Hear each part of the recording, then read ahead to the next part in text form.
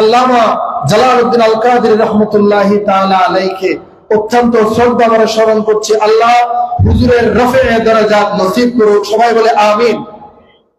আহলে বাইত রাসূলের তাযকিরা আমরা 40 বছর যাবত এই মসজিদে শুনছি। আল্লাহর কাছে এই দোয়াটুকুন সবাই মিলে করি, আল্লাহ এই মাহফিলকে এই মসজিদে কিয়ামত পর্যন্ত জারি করে দেন। জোরে বলেন আমিন, আরো জোরে বলেন আমিন। বাংলাদেশের মানুষ আমার জানা মতে, আমি যতটুকু চিনি, আমার ক্ষুদ্র জ্ঞানে আগ্রহ নিয়ে থাকে কখন জমিয়তুল ফালাহ মসজিদে শহাদায়ে কারবালা মাহফিল হবে। আমি প্রথম দিন দূর থেকে মাছ করে আসতেছিলাম, তখন এক ব্যক্তি আমাকে বলছেন, আপনি কি শাহাদাতে কারবালা মাহফিলে যাবেন? আমার মনটা বড় হয়ে খুশিতে, আমার মন খুশিতে ভরপুর হয়ে গেল। আল্লাহ আমার উস্তাদে কেরাম যে কাজ সূচনা করেছিলেন, যে বাংলাদেশের আনাচে কানাচে সমস্ত মানুষের অন্তরে আহলে বাইতের মহব্বতকে জাগ্রত করা, আজকে আমরা মাঠে ময়দানে সেটা দেখতে পাচ্ছি। ঠিক না বলেন? আজকে আমরা মাঠে ময়দানে সেটা দেখতে পাচ্ছি। ওলামায়ে কেরাম খালি নাই, কোথাও না কোথাও আহলে বাইতের আলোচনা হচ্ছে। ভাইরা আমার, আহলে বাইতের আলোচনা এটা শুধু দুনিয়ার বিষয় নয়। হাদিসে পাকের মধ্যে রয়েছে আল মুজামুল আওসাত, হাদিস নম্বর 2191। হযরত আবু বারযাহ রাদিয়াল্লাহু তাআলা হাদিস বর্ণনা করছেন, লা তাজুলু কদমা আবদিন হাত্তা ইউসালা আন আরবাআতিন। কিয়ামতের ময়দানে হযরতে কেরামি, আমি আপনাদের দৃষ্টি আকর্ষণ করছি, সবাই অত্যন্ত স্বল্প। আমার রাসূল বলছেন, কিয়ামতের ময়দানে আল্লাহর দরবারে 4টা প্রশ্নের উত্তর না দিয়ে কোনো বান্দা সামনে যেতে পারবে না। বড় করে বলুন না সুবহানাল্লাহ। কয়টা প্রশ্ন? এটা আল মুজামুল আওসাত, ইমাম তাবরানী সুলাইমান ইবনে আহমদ তাবরানী রাহমাতুল্লাহি তাআলা আলাইহি, উনি 2191 নম্বর হাদিস। উনি বলছেন, 1 নম্বর কথা যেটা আমাদের আপনাদের সবাইকে আল্লাহর দরবারে জবাব দিতে হবে, প্রশ্নের মুখোমুখি হতে হবে, সেটা হলো আন জাসাদিহি ফিমা আবলাহু ওয়া আন উমরিহি ফিমা আফনাহু। আপনারা এই কথাগুলো শুনেছেন অসংখ্যবার। 3 নম্বরে আন মালিহি মিন আইনা ইকতাসাবাহু ওয়া ফিমা আনফাকাহু। এগুলো আপনারা জানেন। 1 নম্বর হলো দেহ, নিজের দেহকে, চোখকে কোথায় খরচ করেছি, দেহ দিয়ে কষ্ট করে শাহাদাতে কারবালা মাহফিল হচ্ছে, এখানে কি এসেছি, নবীর জিকিরে গিয়েছি, আল্লাহর জিকিরে গিয়েছি, নামাজ পড়েছি না পড়ি নাই, এই ধরনের প্রশ্ন। 2 নম্বরে হলো আমার আপনার সময় কিভাবে অতিবাহিত করেছি, আপনার আমার। 3 নম্বরে হলো মাল সম্পদ কোন পথে অর্জন করেছি, কোন পথে খরচ করেছি। 4র্থ নম্বর প্রশ্ন হলো, ইমাম তাবরানী বলছেন, ওয়ান হুব্বু আহলিল বাইত। কিয়ামতের ময়দানে নবীর উম্মতদেরকে এই প্রশ্ন করা হবে, হে নবীর উম্মত, হে দুনিয়াবাসী, তোমরা আজকে আল্লাহ প্রশ্ন করবেন, এই প্রশ্নের জবাব দাও। দুনিয়ার জমিনে আমার নবীর আহলে বাইত যারা ছিল, আমার নবীর বংশধর যারা ছিল, তাদেরকে কিরকম তাদের সাথে ব্যবহার করেছো, তাদেরকে কিরকম তাজিম করেছো, সেই প্রশ্ন কিয়ামতের ময়দানে আল্লাহ বান্দার কাছে করবেন। বড় করে বলুন সুবহানাল্লাহ। আমার পূর্বে বক্তা বলেছেন, আহলে বাইত রাসূল ওনারা আমাদের জন্য দুনিয়াতেও নাজাতের উসিলা, আখিরাতেও নাজাতের উসিলা। বলেন না সুবহানাল্লাহ। আচ্ছা, এই কথার মধ্যে কোনো সন্দেহ আছে? বলেন, হাত তোল, বলে কোনো সন্দেহ আছে? আহলে বাইত রাসূল দুনিয়ার জমিনে আমাদের জন্য নাজাতের উসিলা, আখিরাতের জমিনেও নাজাতের উসিলা। আল্লাহ কবুল করুক, বলেন আমিন। আমি একখানা হাদিস আপনাদেরকে, উলামায়ে কেরাম আছেন, ইবনে মাজাহ শরীফ সিহাহ সিত্তার অন্যতম একটা কিতাব, ইবনে মাজাহ শরীফের 65 নং হাদিস আপনাদেরকে সহজে বলে দিলাম, আপনারা গুগল সার্চ দিলে পাবেন। হাদিসের সনদ আল্লামা ইবনে মাজাহ রাহমাতুল্লাহ আলাইহি হাদিসের সনদ বর্ণনা করছেন। ইবনে মাজাহ হাদিস নাম্বার 65, হাদাসানা সাহাল বিন আবি সাহাল ওয়া মুহাম্মদ ইবনে ইসমাঈল, হাদাসানা আব্দুস সালাম বিন সালেহ আবু সাল আল হারাবি।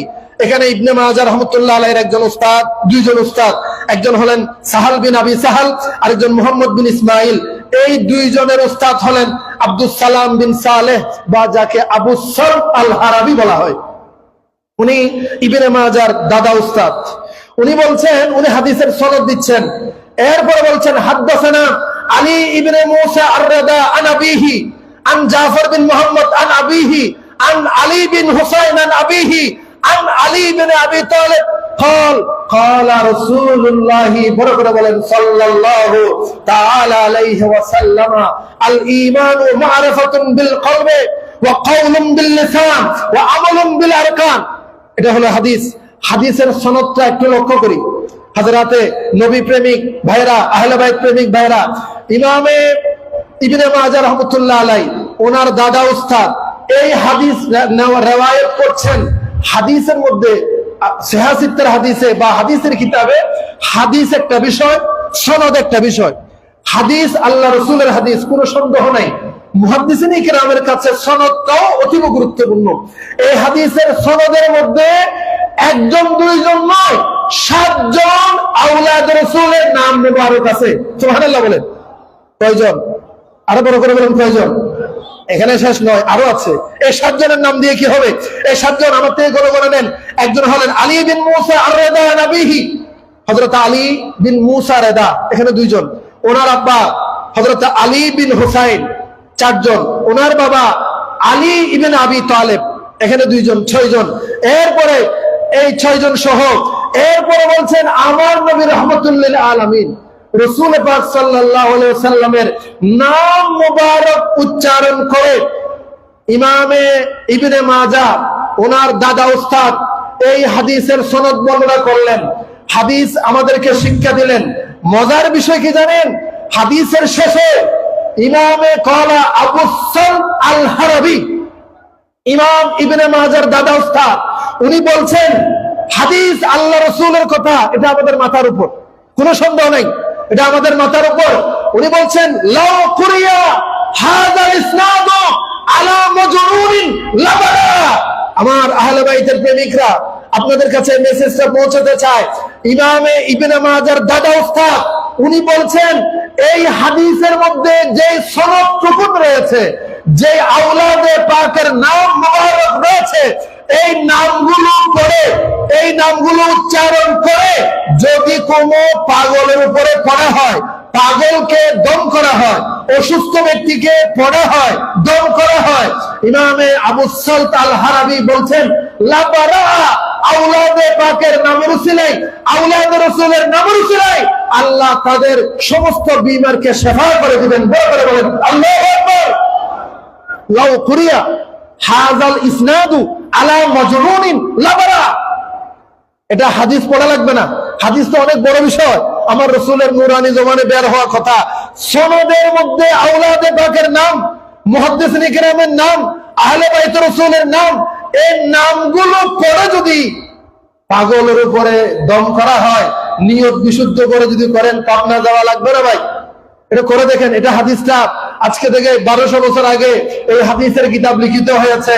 এটা এখনো পর্যন্ত আমরা, আমাদের মতো ছাত্ররা আলিয়া মাদ্রাসাগুলোতে চর্চা হচ্ছে। আল্লাহ আমাদেরকে এখান থেকে আহলে বাইতের মহব্বত বুঝার তৌফিক দান করুন। বড় করে বলেন আমিন। আমি কানজুল উম্মানের একটা হাদিস হযরতে কেরামের সামনে পেশ করতে চাই। যেহেতু ইমামে হাসান এবং হুসাইন, যেই 2 জন আমার নবীর নূরানি জবানে যাদেরকে ফুল উপহার দিয়েছে, এই 2 জন আমি নবীর দৌহিত্র নয়, শুধু সন্তান নয়, দুনিয়াবাসীর জন্য, আপনার জন্য, আমাদের জন্য, কিয়ামত পর্যন্ত আগত আমার রাসূলের উম্মতের জন্য জান্নাতের 2টা ফুল দুনিয়াতে ছিল, আছে, তাদের তাযকিরা থাকবে। জোরে বলেন না সুবহানাল্লাহ। হযরতে আলী হাসান বিন আলী রাদিয়াল্লাহু তাআলা থেকে হাদিস বর্ণনা করছেন। উনি বলছেন ক্বালা রাসূলুল্লাহি, বড় করে বলেন সাল্লাল্লাহু তাআলা আলাইহি ওয়াসাল্লাম, লিকুল্লি শাইইন আসাসুন ওয়া আসাসুল ইসলামি হুব্বু আসহাবু রাসূলিল্লাহ। বলছে প্রত্যেক জিনিসের একটা ফাউন্ডেশন থাকে। বিল্ডিং এর ফাউন্ডেশন ছাড়া বিল্ডিং টিকবে না। কি বলেন? ফাউন্ডেশন ছাড়া বিল্ডিং টিকবে? ভূমিকম্প হলে নড়বড় হয়ে যাবে। হযরতে হাসান ইবনে আলী রাদিয়াল্লাহু তাআলা এই হাদিসটা কানজুল উম্মানের মধ্যে রয়েছে। সেখানে হাদিস রওয়ায়াত করছেন, আমার নবী বলছেন প্রত্যেক জিনিসের একটা ফাউন্ডেশন থাকে। তদ্রূপ আল্লাহ আমাদেরকে ইসলাম দিয়েছে। আল্লাহর কোরআনের ঘোষণা ইন্নাদ দীনা ইনদাল্লাহিল ইসলাম। আমাদের জন্য, আপনাদের জন্য আল্লাহর কাছে মনোনীত জীবন ব্যবস্থার নাম, বড় করে বলেন কি নাম? আমরা কোন ধর্মকে অনুসরণ করি? আমার নবী আমাদেরকে কোন ধর্ম উপহার দিয়েছে? আজকে আহলে বাইত রাসূল 61 হিজরির এই কারবালার জমিনে শাহাদাতে হুসাইন, ইমামে হুসাইন রাদিয়াল্লাহু তাআলা আনহুর শাহাদাত হয়েছে এই ইসলামকে কিয়ামত পর্যন্ত বিজয়ী করার জন্য। বড় করে বলুন সুবহানাল্লাহ। কতলে হুসাইন আসল মে মরগে জিদ হয়, এটা আপনারা জানেন। এই বারবার কারবালার ঘটনা আমাদেরকে স্মরণ করিয়ে দেয় ইসলাম সেটা আল্লাহ দিয়েছে, আমার নবীর মাধ্যমে আমরা পেয়েছি। আল্লাহর কাছে একমাত্র মনোনীত ধর্ম এই ইসলাম টিকে থাকবে, এই ইসলামের চর্চা চলবে, এই ইসলামের আসল ছায়া ইমানদারের কাছে থাকবে যতক্ষণ পর্যন্ত ইমানদার আওলাদ রাসূলের কাছে যাবে। বলেন না সুবহানাল্লাহ। ইসলামের ছায়া ততক্ষণ থাকবে, একটু কথাটা বুঝে নেবেন, ইসলামের ছায়া ততক্ষণ থাকবে, ইসলামের নূর ততক্ষণ থাকবে। রাসূলের নূর আমরা তখনই পাবো যখন আমার রাসূল যে শিক্ষা দিয়েছে আমাদেরকে, আমার আহলে বাইতের কাছে যাও, আমার আহলে বাইতকে মহব্বত করো। আমি তোমাদেরকে দুটো জিনিস দিয়ে যাচ্ছি, কিতাবুল্লাহ এবং আমার রাসূল বলছে এই বিদায় হজের ভাষণে শুধু দুটো বলে শেষ করে নাই, আমি তোমাকে বলেছি আহাদুহুমা আযমু মিনাল আখার। নবীজি বলছেন কোরআন একদিকে, আমি নবীর আহলে বাইত একদিকে, কিন্তু তোমরা ভুল করবে না, কোরআনকে প্রাধান্য দিতে গিয়ে আহলে বাইতকে ভুলে যাবে না।